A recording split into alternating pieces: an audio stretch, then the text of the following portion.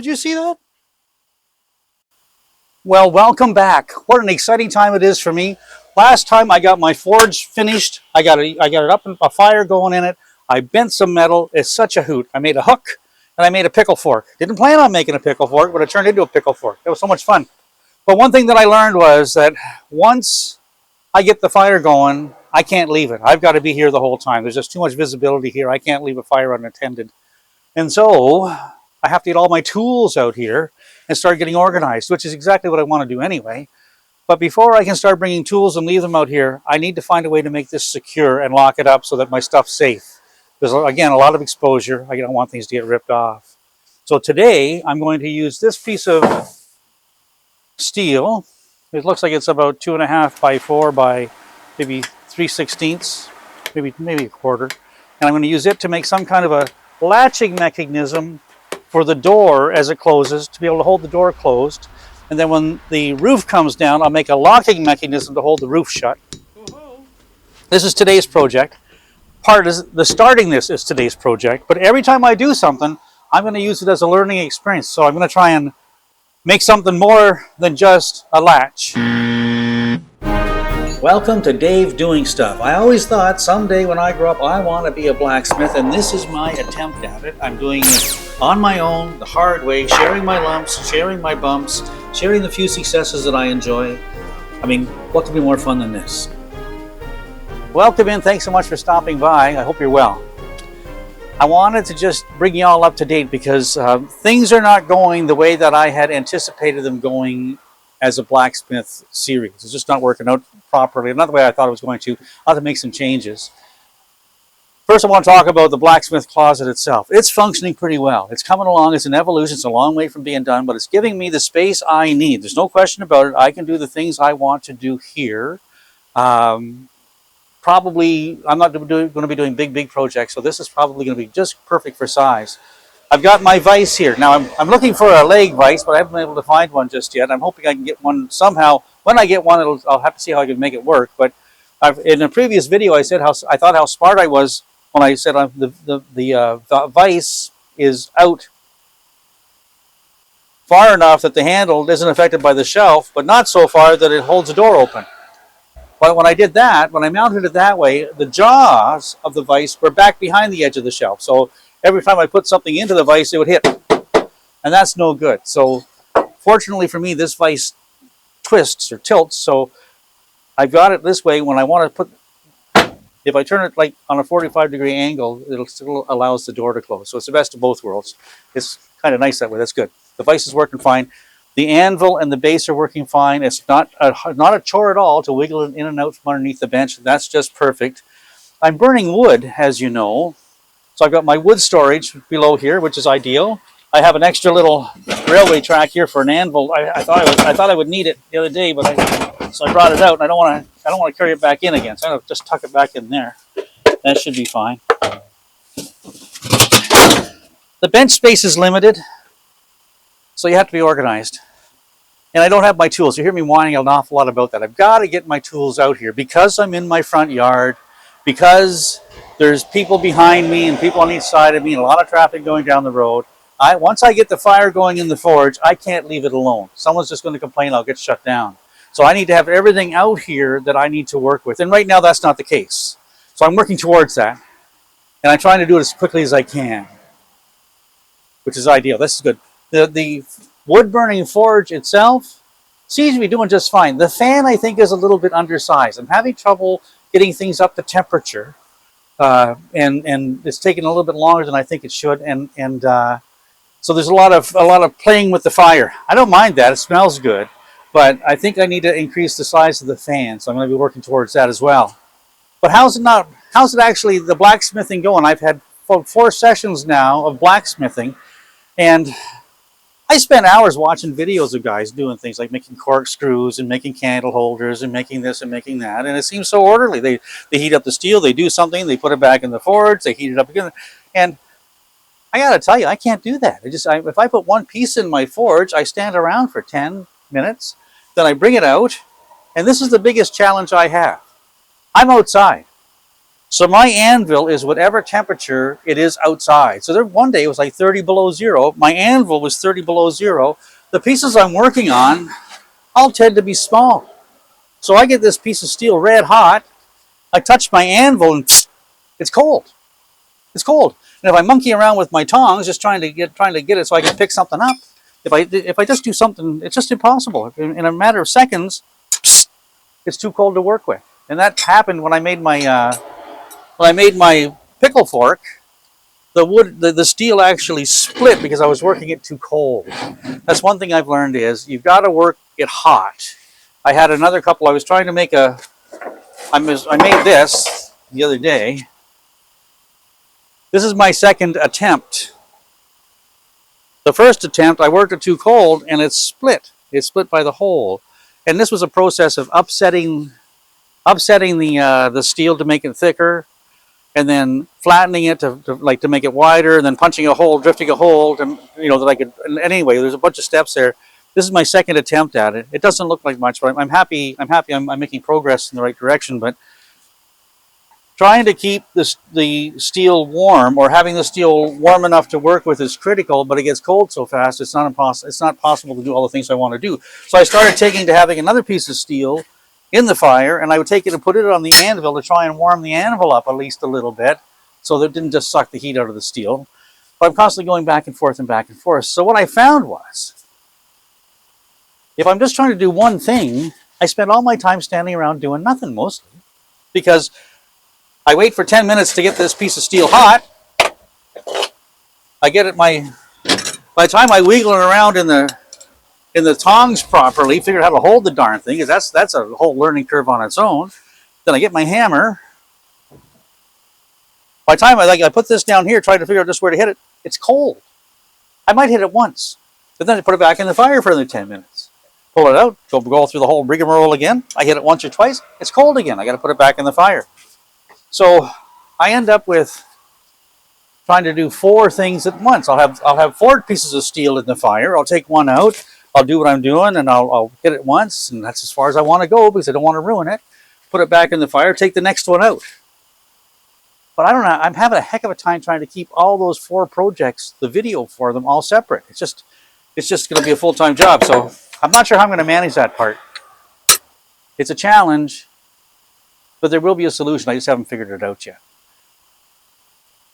One of the first things I have to do is get this thing so it'll lock up, because I can't fill it with tools if it's not secure. So I've got to secure it.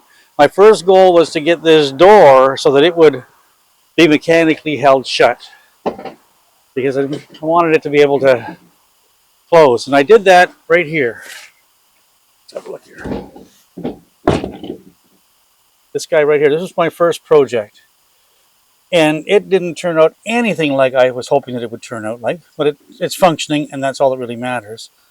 It catches, opens up. On this side, it's pretty simple, just gravity, really. But I had this great vision of making this piece. This was one day. I did this in one day. Didn't turn out anything like I was hoping it was supposed to, but it turned out well enough to function at least, and that's good. And then I thought I would take this as practice, take this part of the panel, and put a couple of cuts in it with a chisel, draw them out, make some squirrely things out of it, just for the sake of practicing to do it. But just doing this cut alone, that was one afternoon. I'm having trouble getting the fire hot enough, and well, there's a lot of challenges. We'll talk about those. But anyway, I just thought, no, I can't keep working on this. It'll be summertime before I get things done. So I put this on. It's working just fine. It's doing exactly what I wanted it to do. When I close the door, it latches. I put a little aluminum on the inside to protect the wood. It holds the door closed. That's fine. The next thing I need to do is when the roof comes down, make it lockable. I'm going to do that with this green rod. And what I did last time out was I upset the end of this rod, drifted a hole in it, rounded the hole off. I did that. I'm really happy with that. It worked out perfectly. My padlock will go right in there. So then this end, this is going to come over and go straight through this eye, and there'll be a padlock on this side. So it can't come out this way, obviously. On the other end, I'm going to have another eye, and this end will go down and over, so it can't lift out. It'll be fine. I'll show you when I get there. And then this thing will be secure. Now, honestly, I thought this part of the job was going to be pretty straightforward. Really, all I'm taking is a straight bar and putting a 90-degree bend at each end that would be parallel to each other.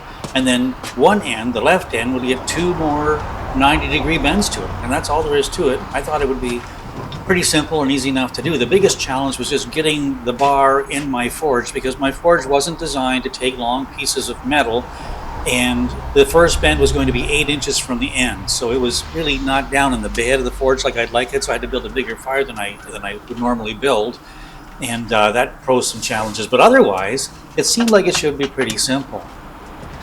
Here I am with a bend on each end. You see on the right hand end, this is the end that the padlock would go through. I have the 90-degree bend, first 90-degree bend on the other end, and now I'm trying to put the second 90-degree bend on that bar. It was a bit of a chore. It was clumsy. I'm using a lawn chair as a dead man to hold up the other end, and I've just been working away at it, and it's been a challenge.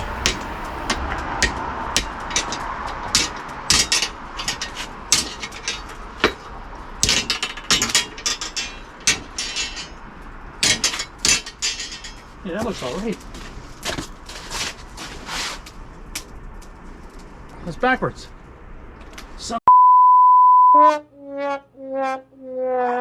Okay, so there's definitely a method to the order you do things in. And I don't know what that is. But that's causing me a lot of my grief, is I'm not doing things in the right order, and then I do what I think should be the next step, but it affects the step I just did.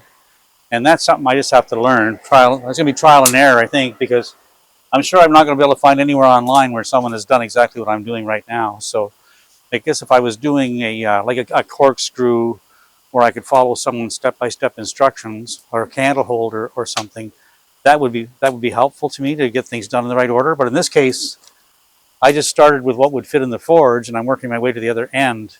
And I'm finding now I'm making a lot more work for myself, which is just part of the deal.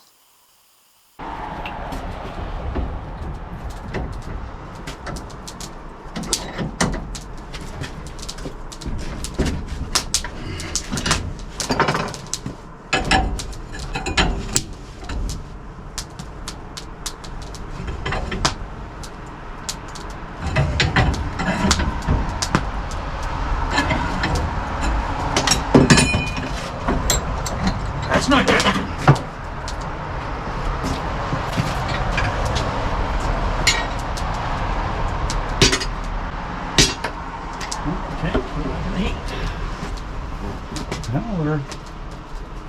We're definitely getting something.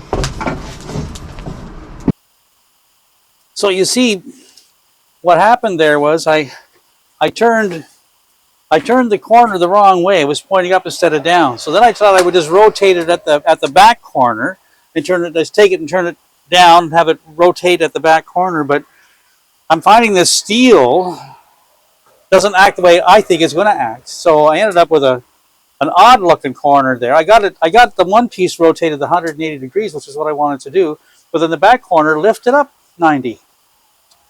Didn't expect that at all. I guess I didn't have it clamped just right. There's a real learning curve to this. I find it fascinating, but I find I'm doing everything 2 and 3 times because things aren't bending the way I expect them to bend. They aren't flattening the way I expect them to flatten. I should be doing more. I have to start doing a little more research because this just is not acting the way I would expect it to. I believe I can hammer this out though, because now my bar is going to be too short because of what happened. So I have to stretch it back out again now. Okay, so I'm just going to try and straighten this corner out as best I can so it doesn't look really ratty. I think it should come. Here we go.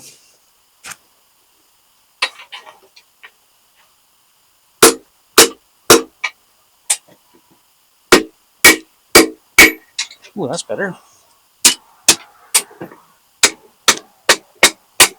Part of it too is just learning how to use the anvil. Oh, that's not bad.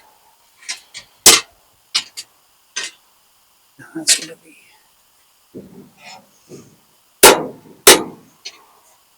Okay. Okay. Okay. That's not too bad. Now it's gone out of parallel. That's straight. So now it's going to be trying to get it back to parallel and just check the angle of the corner there. I think we're going to be in good shape. Okay, get this in the corner right here. Now. Okay, look at that's way down. Okay. Oops.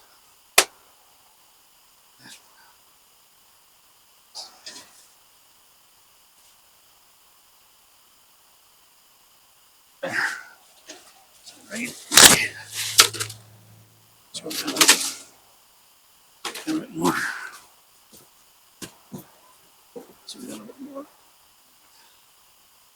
How's that look? Just doing it by eye. It's pretty close. Okay. I'm having some trouble getting that bend in the end. Here we go. If I don't have anything to grab onto that little nubby part to really put the force where it needs to be to make the bend. If I had some bending forks, that would work. If I had I don't have a tool to do that. I would have to build a tool to do that, but I can't do that now. That'll be one of the next things, or one of the projects I'll have to take on, is to figure out how to make those bending forks. There's tutorials about those online. But right now I'm trying to bend it in a way that I can't get a hold of it. So I'm not sure just how that's going to work out. But I'm going to just keep, I'm not going to give up on it because we're pretty darn close.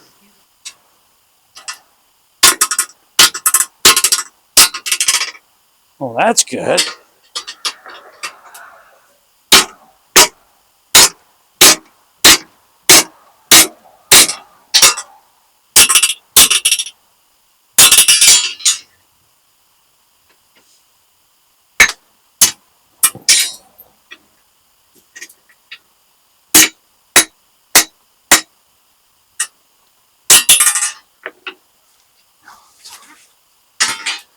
And I think this part of the job is done. But now I've got to test it.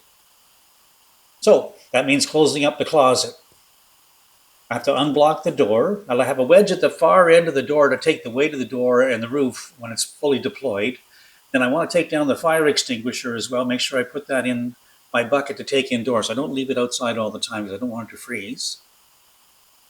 And then I lift up on the roof. The door starts to close automatically. And then I make sure the vise is out of the way. The tongs are already tucked in. I didn't use those. The door latches and it holds itself closed. That part is great. Then I lower the roof down. And this is perfectly safe, not too heavy. I'm going to put a counterbalance on it at some point, but right now this is good. Now the closet is closed up. And, you know, I'm not unhappy with that. It doesn't take up a lot of space. So now I got some foam pipe insulation for the rod so that it protects the roof panel. The left-hand end gets wiggled into that eye, and I have to hold the right-hand end up in order to get it in. Then once it's in, the right hand just slips right into the eye where the padlock's going to go, and it's done. This looks really, really cool. There's the end where the padlock's going to go. Once it locks on, that end can't move, which means the far end is wedged into place and it can't come out either. I'm happy with this. Now I'm secure. Thanks so much for watching. Hope you enjoyed it. Give us a like, a share, and a subscribe. And from here on in, we start getting on to bigger and better things. Y'all come back.